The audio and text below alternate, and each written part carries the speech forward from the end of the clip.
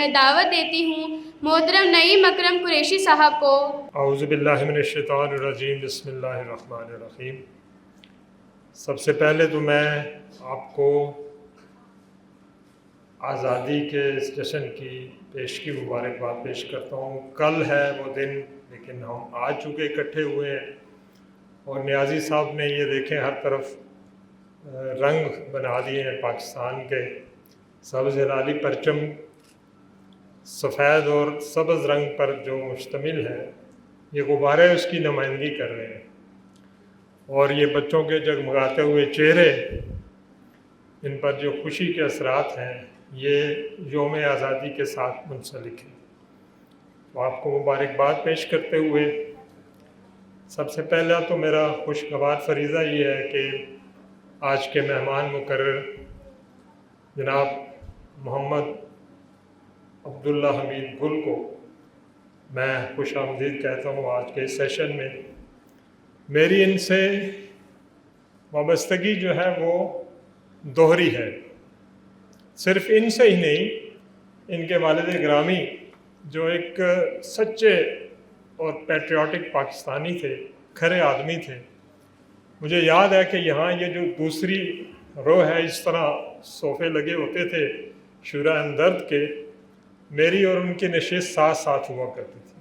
تو جنرل صاحب کے ساتھ بہت سی خوبصورت یادیں وابستہ ہیں، ان کے کلمات، ان کے کہے ہوئے جملے یہاں پر بھی، اس کے علاوہ ہم بلو لیگون میں بھی اکٹھے ہوا کرتے تھے، 8-10 لوگ اور بھی تھے، 12 لوگوں کا تقریباً گروپ تھا، تو وہاں پر بھی یہ تبادلہ خیال ہوتا تھا، فری اقبال کو ڈسکس کرتے تھے، قائد اعظم پاکستان، اور بارہا ان کے منہ سے جو جملے نکلے افغانستان کے حوالے سے، ان کی پریڈکشنز 99% درست ثابت ہوتی تھی۔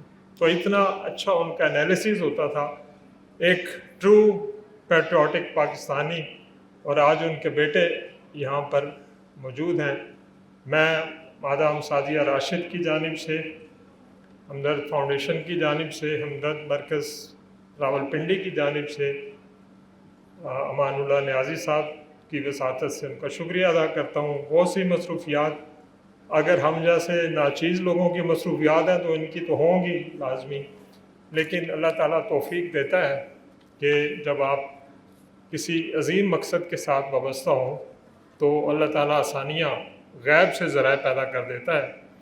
جس فورم میں ہم یہاں بیٹھے ہیں، یہ شہید پاکستان کا وہ عظیم ویژن ہے کہ جس میں انہوں نے آنے والی نسلوں کی ذہنی کردار سازی کے لیے ایک پلیٹ فارم بنایا تھا، جو آج بھی جگمگ کرتا ہوا اپنا کردار ادا کر رہا ہے۔ تمام مراکز میں ماہانہ بنیادوں پر اس کا اجرا ہوتا ہے، اس کا اجلاس ہوتے ہیں، تو نوجوان نسل کو فکری رہنمائی دینے کے لیے شہید پاکستان کا یہ جو فورم ہے، اسے اللہ تعالیٰ شاد و آباد رکھے۔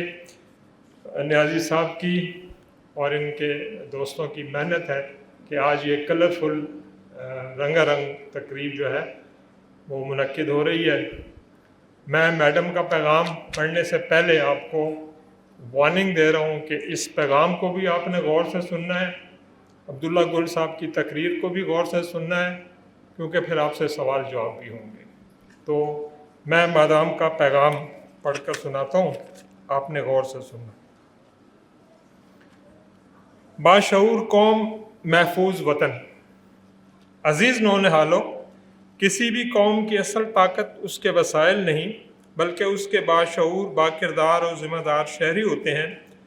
جو قوم علم، دیانت، قانون کی پاسداری اور باہمی احترام کو اپنی پہچان بناتی ہے، وہ ترقی، استحکام اور خوشحالی کی راہ پر گامزن رہتی ہے۔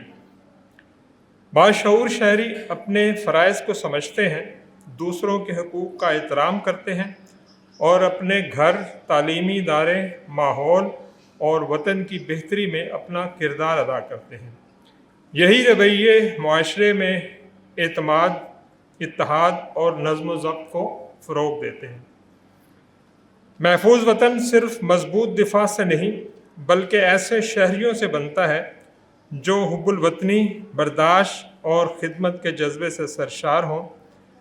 جب ہر فرد اپنی ذمہ داری ایمانداری سے نبھاتا ہے تو امن، قومی یکجہتی اور ترقی خود بخود مضبوط ہوتی جاتی ہے۔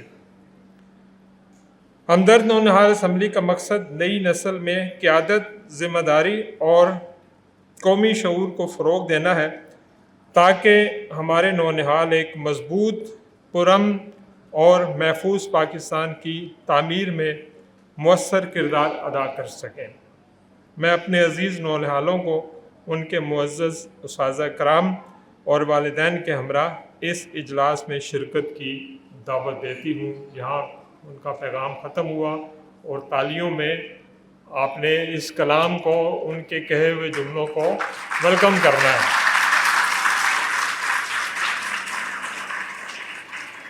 پانچ سوالات اس میں سے پوچھے جائیں گے آپ سے، یقیناً آپ نے غور سے سنا ہوگا، اور اسی طرح آپ نے عبداللہ حمید کل کی گفتگو بھی، جو ہمارے مہمان مقرر ہیں آج، ان کی گفتگو بھی سننی ہے۔